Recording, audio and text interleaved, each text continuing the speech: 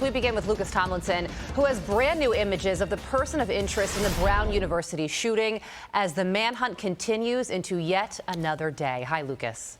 That's right. Good early morning, Carly and Todd. The Providence police releasing a new enhanced video of the person of interest in the shooting at Brown University over the weekend. In the video, which we'll play here, you can see the man wearing a hat and face mask, walking and looking around at times with his hand in his pocket, at others with both hands behind his back. He looks overweight in this two-tone winter coat. This video is from the east side of Providence on Saturday afternoon before the shooting. Yesterday, the police chief was asked this specific question. Evidence that suggests that the victim, Ella Cook, may have been targeted? No, not at this point. Ella Cook was the vice president of college Republicans at Brown University from Mountain Brook. The governor of Alabama has ordered the flags flown at half staff across the state until sunset Friday. The other victim, Mohammed Aziz Umzakov, an aspiring doctor from Uzbekistan. The shooting took place Saturday afternoon around 4 p.m. when students were taking final exams in that engineering building at Brown. We also have more video to share of the person of interest. This video at 2:53 p.m., about an hour before the shooting, from a Nissan Rogue shows the person of interest walking near the engineering and physics building with that building there in the background. The next video shows the shooter in the distance walking away from the crime scene at 4:03 p.m., just minutes after the shooting. You can see the police sirens and lights as he walks in the background. The FBI and police are asking the public to share any potential tips and leads. The state's attorney general says to date, the investigation has not determined any motive. But overnight, President Trump posting to Truth Social, he's wondering why there are not more security cameras at the school to get a better look at the shooter, guys. Certainly is a question. Lucas Tomlinson live for us this morning. Lucas, thank you. With that, let us bring in private investigator Toby Braun. And Toby, let's pick it up there where Lucas left off, talking about the lack of cameras. A lot has been made of that in the media as to why there weren't more cameras on campus as a whole. But there's a really interesting article on Fox News Digital this morning, and it shows that there was an actual blind spot of cameras, no cameras, where the actual shooting happened. Do you think the shooter knew that, Toby? Good morning. I certainly do. This guy engaged in his pre-attack surveillance. He knew the area. He knew exactly the building he was targeting. It's also a question, how did he get in the building? Because my understanding is you have to have an ID card to get in there. So there's just a lot of uncertainties right now. And I certainly believe he knew the blind spots. He knew it was an older building. Why there was no cameras, it's baffling to me. Older building, newer building, shouldn't have mattered. And I believe the security chief at that campus has some serious questions to answer as well as to why there was no more additional cameras present there. Well, but I certainly think the area. Yeah, well, we now have what is being described, Toby, as enhanced video footage of this suspect. And police are saying that what they released yesterday is a montage of clips that show him before the shooting, possibly casing out the area to commit this crime.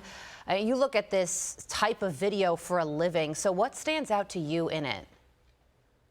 First and foremost, his gait. It's very distinct, the way he carries himself, the way he walks. And you can see right there, he's engaging in that pre-attack surveillance, that right before, making sure it's a soft target, making sure there's no law enforcement in sight, and just rehearsing his attack right before he goes in that building and commits it. Again, that gait is very, very distinct, and I believe that somebody's going to look at that and possibly recognize something that feels common about it, that feels familiar. And that may be the clue that we need to solve this thing. Toby, what also stands out to me from the videos is that you see an individual walking and you know the time.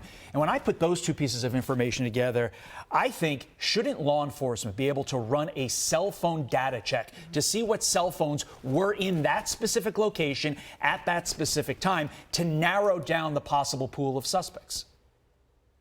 Yeah, that's a great point, and they certainly are.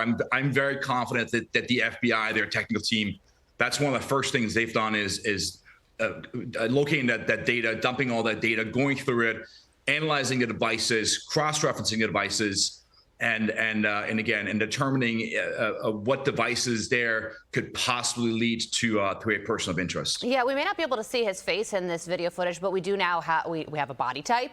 We see, as you said, how he walked, and he puts his hands behind his back at a certain point. That's not something that typically young people do when they're going for a stroll.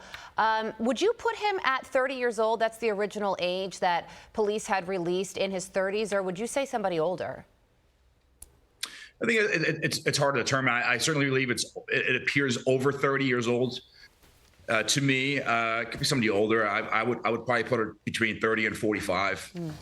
All right. Staying in the New England area, this is another wild story, this time out of Brookline, Massachusetts. Police department there say they have no suspect in custody after an MIT professor was fatally shot inside his home Monday evening. The police releasing a statement. This remains an active and ongoing homicide investigation in order to protect the integrity. We are limited in the information we can share at this time and ask for the community's understanding and patience. When you look at this attack, Toby, do you think this attack was random or targeted? Well, it's hard to determine right now. We have limited information for obvious reasons because it is an active homicide investigation.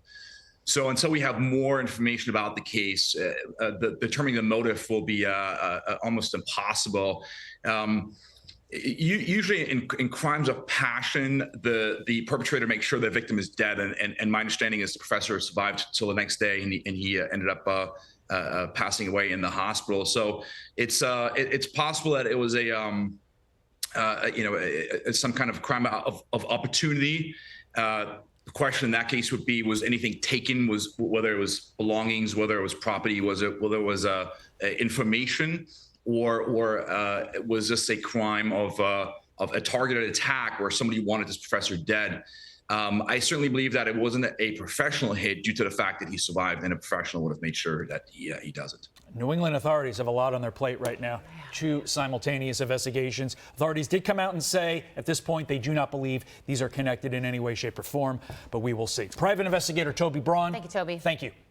I'm Steve Ducey. I'm Brian Kilmeade. And I'm Ainsley Earhart. And click here to subscribe to the Fox News YouTube page to catch our hottest interviews and most compelling analysis.